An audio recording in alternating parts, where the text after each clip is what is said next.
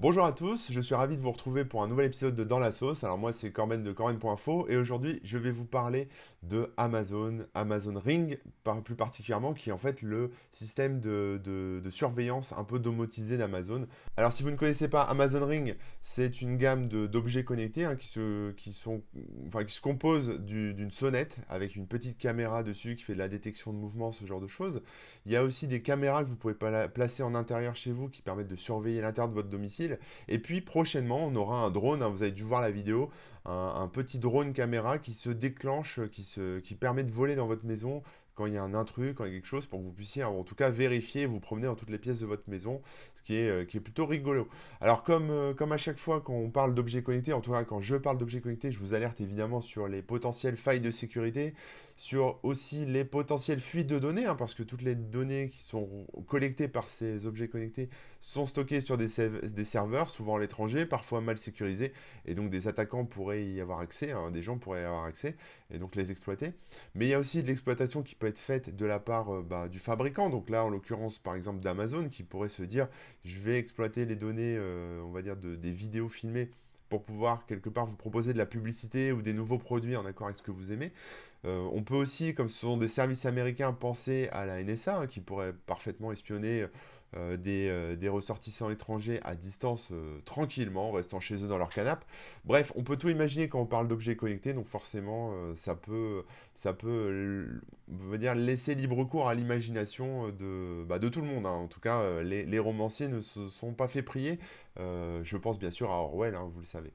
Euh, Amazon a lancé, en même temps que sa caméra, sa caméra qui se trouve sur la sonnette, un programme qui s'appelle Amazon Neighbors. Neighbors, ça veut dire voisin, hein, voisinage, voisin, etc. Qui en fait permet depuis plusieurs mois de rejoindre. Donc on peut rejoindre ce programme et ça permet depuis plusieurs mois à la police de tout simplement faire une demande à un possesseur d'Amazon Ring pour récupérer une vidéo enregistrée dans le cadre d'une enquête. Donc si la police a un petit doute et se dit là, je pense il y a peut-être, enfin, on a un angle mort sur cette enquête avec les caméras de surveillance de la ville, je vais faire une demande via le programme Amazon Ring et j'aurai une vidéo, un extrait de ce qui a été filmé depuis la porte d'entrée de tel ou tel voisin, etc.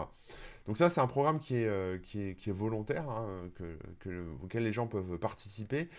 C'est un programme qui est utilisé partout aux États-Unis, enfin en tout cas dans plusieurs villes aux États-Unis par les pompiers et par la police américaine. Et évidemment, voilà, il y a une carte aussi que je vais vous mettre en lien sous la vidéo qui permet de voir un peu quelles sont les villes concernées, etc. Mais donc on peut tout imaginer, comme je disais, mais on n'a peut-être pas assez imaginé. Et pourquoi est-ce qu'on n'a pas assez imaginé? Bah parce que là, la police a accès à des vidéos enregistrées, mais actuellement, il y a une expérimentation dans la ville de Jackson, dans l'état du Mississippi, où le centre de surveillance de la police, hein, vous savez, c'est ces centres avec plein de télévisions partout d'écrans qui surveillent un peu ce qui se passe dans la ville avec les caméras de surveillance. Donc ce centre de surveillance de la police de Jackson a lancé une expérimentation pilote, hein, enfin un programme pilote d'expérimentation de 45 jours qui leur permet tout simplement de diffuser, alors non pas des enregistrements, mais cette fois des flux vidéo en direct des caméras qui sont des caméras Amazon Ring. Donc c'est-à-dire c'est un peu le même concept, sauf que au lieu de faire des demandes à des heures précises, ils ont accès en live aux flux vidéo qui passent sur leurs écrans. Voilà, tout simplement. Alors évidemment, ça se fait avec des habitants qui sont volontaires et des possesseurs d'Amazon Ring totalement volontaires. Ils sont environ 1000 à participer à cette expérimentation. Et l'idée ça concerne pour le moment que les caméras qui sont à l'extérieur, les caméras sur les sonnettes. Donc l'idée, c'est de filmer la rue, hein, c'est de s'en servir un peu comme des caméras de surveillance, voilà, pour surveiller l'espace public.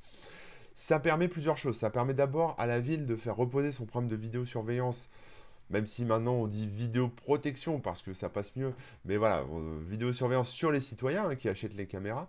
Ça fait peser donc le coût d'achat de l'équipement sur le citoyen, et pour forcer un peu la main euh, pour que les gens s'équipent, en fait, les services de police ont tendance à accentuer un peu le discours anxiogène en disant, voilà, c'est mieux si vous avez une caméra, ça vous protège, etc. Enfin bon, tous ces discours qu'on connaît, c'est pour votre bien et compagnie, parce que le crime est partout, vous comprenez, donc achetez des Amazon Ring ou laissez-nous installer des caméras de surveillance, hein, c'est un peu le discours qu'on entend même ici en France. Ça permet également pour la police d'augmenter la couverture vidéo, hein, donc voilà, couvrir plusieurs quartiers de la ville qui seraient pas forcément très bien équipés en caméras de surveillance. Et ça permet aussi d'éviter de stresser les gens en installant des caméras partout, hein. Si demain vous voyez la police qui commence à vous installer des caméras sur tous les poteaux de votre rue, vous allez vous inquiéter. Alors que les petites caméras discrètes en forme de sonnette qui sont accrochées sur toutes les maisons, personne n'y fait attention. Donc ça passe plutôt bien. Alors à terme, ça peut poser plein de problèmes. Déjà une atteinte à la vie privée, hein, parce que c'est sûr que c'est la porte d'entrée qui est surveillée, donc c'est on va dire l'espace public qui est surveillé, mais on peut voir qui passe devant chez vous, donc qui sont les gens qui viennent chez vous, à quel moment viennent les livreurs, quelles sont les voitures qui s'arrêtent devant chez vous, quels amis vous recevez chez vous, etc. Donc potentiellement, voilà, la police a accès à tout ça en live et peut tout surveiller. Ensuite, comme c'est la gamme Amazon Ring qui est testée, on peut à terme imaginer que la police aussi pourrait, pourquoi pas, se connecter à certains moments aux caméras qui sont à l'intérieur du domicile. En tout cas, rien ne peut l'empêcher techniquement. Donc on peut très bien imaginer un appel au 911 d'une dame en panique qui dit oui bonjour, Freddy Krueger il est en train de massacrer mon Yorkshire, vite faites quelque chose madame la police quoi. Et madame la police elle répond bonjour madame, pas de panique, tout va bien, ne vous inquiétez pas, petit Yorkshire se fait massacrer mais je vais prendre le contrôle de votre drone Amazon Ring, ne vous inquiétez pas, je vais le piloter et je vais l'envoyer directement paf dans l'œil de l'agresseur de votre toutou adoré. Voilà, on peut imaginer des choses comme ça, pourquoi pas, hein, ça peut laisser libre cours à tous les délires. Après, ce qui est rigolo avec ces caméras, c'est que ça a déjà été utilisé, non pas par la police, enfin si aussi par la police, mais en tout cas contre la police, parce qu'en 2017, le FBI s'est rendu compte qu'une personne qui allait être perquisitionnée avait pu, grâce à ce genre de caméra, alors on ne sait pas si c'est Amazon ou une autre marque, mais avait pu, grâce à ce genre de caméra, observer une perquisition qui allait se produire. C'est-à-dire que la police commençait à préparer un peu le terrain, faire le tour, refaire du repérage, etc. Et le gars, grâce à sa caméra, il a pu détecter un peu les allées-venues des policiers autour et donc anticiper une perquisition. Voilà, donc ça se passe à Jackson aux États-Unis et heureusement tout n'est pas perdu parce que voilà, Jackson dans le Mississippi, c'est aussi la première ville du sud des États-Unis qui a interdit l'utilisation de la reconnaissance faciale par la police parce que évidemment, qui dit caméra dit reconnaissance faciale pour savoir qui est sur les vidéos. Ce qui peut se comprendre, mais qui est un abus assez certain du respect de la vie privée des gens. Donc c'est quand même une ville qui a une petite sensibilité sur la surveillance invasive et l'atteinte à la vie privée par sa police, mais voilà, ça n'empêche que la police continue un peu de forcer, voilà, comme on peut le voir avec cette expérimentation, un peu comme des vélociraptors qui testeraient la clôture de notre vie privée, en tout cas les vies privées de leur ville, au cas où. On ne sait jamais, si ça passe, tant mieux, quoi. Donc voilà, donc ma petite conclusion là-dessus, c'est que, attention quand même, évidemment, la police est là pour protéger les citoyens. Le fait qu'elle puisse avoir accès à des vidéos enregistrées, pourquoi pas, dans le cadre d'enquête, ça peut avoir un sens. Mais quand même, il y a quand même des petites tentatives, en tout cas, de toujours rentrer toujours plus profondément hein, dans la vie des gens. Voilà, il faut savoir quand même qu'aux États-Unis, dans le cadre de certaines enquêtes dans les tribunaux, des enregistrements d'Alexa et de Siri, vous savez, ces choses qui nous enregistrent en permanence, ont déjà été utilisés dans les tribunaux voilà, pour accuser certaines personnes ou en tout cas faire peser la balance dans certaines enquêtes. Donc c'est quand même la technologie quand même peut parfois se retourner contre les gens.